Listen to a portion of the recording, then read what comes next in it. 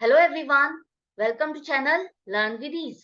आज का टॉपिक है हमारा financial statements of not for profit organisations का, जिसमें हम सॉल्व करेंगे क्वेश्चन नंबर 23 को। और इस क्वेश्चन में आप सीखोगे कंज्यूमेबल गुड्स की वैल्यू को कैलकुलेट करना। तो ये है आपका चैप्टर नंबर 1 डीके गोयल की बुक से, क्लास 12 अकाउंट्स के लिए। तो शुरू करते हैं आज का लेसन। आपको यहाँ पर कंज्यूमेबल्स की वैल्यू को कैलकुलेट करना है।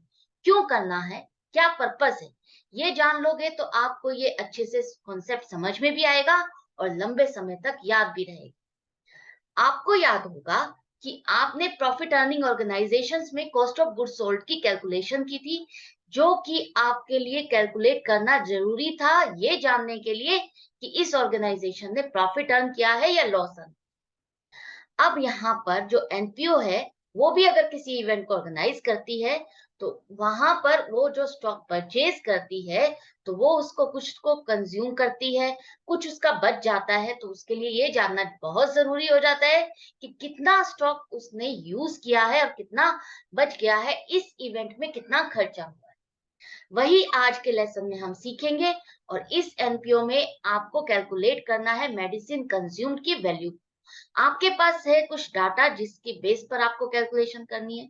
ओपनिंग स्टॉक है, क्लोजिंग स्टॉक है, अमाउंट पेड फॉर मेडिसिन है, ओपनिंग क्रेडिटर और क्लोजिंग क्रेडिटर। तो ये आपको डाटा कुछ डिफरेंट लग रहा होगा और आपको लग रहा होगा कि स्टार्टिंग कहाँ से करें। तो जिस तरह से आपने सब्सक्रिप्शन की कैलकुलेशन करना सीखा था, उसके लिए हमने क्या किया था, रिसीट एंड पेमेंट अकाउंट में आपके पास एक अमाउंट आती थी लमसम की सब्सक्रिप्शन रिसीव्ड। उसी तरह से आपके पास है ये amount paid for medicine during the year, मतलब कि जितने भी मेडिसिन के लिए आपने खर्चा किया है, मेडिसिन के लिए आपने जितनी पेमेंट की है पूरे साल में वो है 2 लाख रुपए। तो इसमें आपकी पिछले साल से रिलेटेड जो पेमेंट पेंडिंग थी वो भी हो सकती है, और कुछ एडवांस पेमेंट अगर आपने करी है अगले साल के लिए तो वो भी इंक्लूडेड हो सकती है। तो आपको याद आ गया किस तरह से आपने सब्सक्रिप्शन में एडजस्टमेंट की थी, उसी तरह से आपको इसमें भी एडजस्टमेंट करनी है। फर्क इतना है, वो इनकम थी, ये खर्चा है। आप इसे इनकम एंड एक्सपेंडिचर अकाउंट में एक्सपेंस वाली साइड पर शो करो। अब यहाँ पर टू मेडिसिन कंज्यूम निकालना है। आपके पास है पेड फॉर मेडिसिन 2 लाख रुपए, और देखो ओपनिंग क्रेडिटर्स है 20,000। ओपनिंग क्रेडिटर्स का मतलब है जो पिछले साल आपने सामान खरीदा, मेडिसिन खरीदी, उसमें से कुछ की आपने पेमेंट नहीं की थी, वो है 20,000 रुपए, और उसकी पेमेंट आपने इस साल की है। तो ये खर्चा पिछले साल का है जिसकी पेमेंट आपने इस साल की है। तो आपको ये लेस करना होगा क्योंकि ये पिछले साल का खर्चा है, पिछले साल के लिए आपने ये पेमेंट की है। तो ये हो जाएगा 1,80,000। अब आपको वो अमाउंट मिल गई जो पूरे साल में आपने पेमेंट की है इस साल की परचेज के लिए, इस साल की मेडिसिन के लिए, परचेज के लिए। मतलब कि आपने जितनी भी मेडिसिन कैश पेमेंट करके या पेमेंट बेसिस पर जो आपने परचेज की है वो है 1,80,000 रुपए। अब आपके पास है closing creditor 50% of opening creditors. मतलब कि आपको अमाउंट नहीं दी गई है, एक हिंट दिया गया है कि वो 50% ऑफ ओपनिंग क्रेडिटर है। 50% ऑफ ओपनिंग क्रेडिटर का मतलब है 20,000 का 50%, 10,000 रुपए।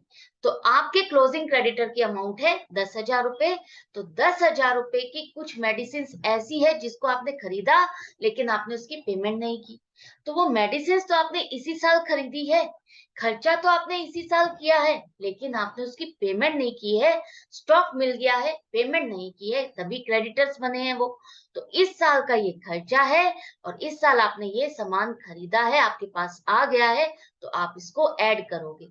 तो आपके पास टोटल अमाउंट आ गई है परचेज ऑफ मेडिसिन 1,90,000 रुपए, जिसमें से कुछ कैश में परचेज की है, कुछ उधार में परचेज की है। टोटल अमाउंट आपको मिल गई 1,90,000 रुपए। अब आपके पास परचेज आ गई है, तो परचेज में अब आप क्या करोगे, ओपनिंग स्टॉक को ऐड कर दोगे। तो आपके पास टोटल स्टॉक हो गया, जितना भी आपके पास पूरा स्टॉक है कंज्यूम करने के लिए 2,40,000 रुपए का है। इसमें से आपके पास एंड ऑफ द ईयर कितना स्टॉक बच जाता है, अगर आप उसको लेस कर दोगे तो आपके पास क्या आ जाएगा, ड्यूरिंग द ईयर कंजम्पशन आ जाएगी। तो आपको यहाँ पर हिंट दिया गया है, जो क्लोजिंग स्टॉक की अमाउंट है वो ओपनिंग स्टॉक से भी 45,000 रुपए ज्यादा है। मतलब कि 50,000 प्लस 45,000 अगर आप कर दोगे तो 95,000 का जो स्टॉक है वो आपका मेडिसिन का साल के एंड में बच गया है। वो आपने यूज ही नहीं किया, तो वो स्टॉक बच गया है, जिसे हम क्या करते हैं, एसेट्स में शो करते हैं। तो आप इसको लेस कर दोगे तो आपको अमाउंट मिल जाएगी 1,45,000। ये वो अमाउंट है जो कि आपने मेडिसिन कंज्यूम की है, मेडिसिन को आपने ड्यूरिंग द ईयर यूज किया है, ये वो वाली अमाउंट आ गई और यही आपको कैलकुलेट करनी थी। आई होप ये अच्छे से आपको समझ में आ गया होगा। इजीली आप इस कॉन्सेप्ट को समझ गए होंगे। नहीं समझ में आया है तो अभी बहुत सारे क्वेश्चंस बाकी है जिनको मैं आपको और भी अच्छे से एक्सप्लेन करने वाली हूँ। प्रैक्टिस के लिए बने रहना ताकि आपको ये कॉन्सेप्ट अच्छे से समझ में आ जाए, क्लियर हो जाए। तो मैं मिलूंगी आपसे नेक्स्ट वीडियो में नेक्स्ट क्वेश्चन के साथ, लेकिन आप अपनी प्रैक्टिस को जारी रखो, करते रहो। जितनी प्रैक्टिस करोगे आपके कॉन्सेप्ट्स क्लियर होंगे, स्पीड इंक्रीज होगी। ऑनलाइन क्लासेस के लिए आप मुझे व्हाट्सएप भी कर सकते हो। Good bye and take care.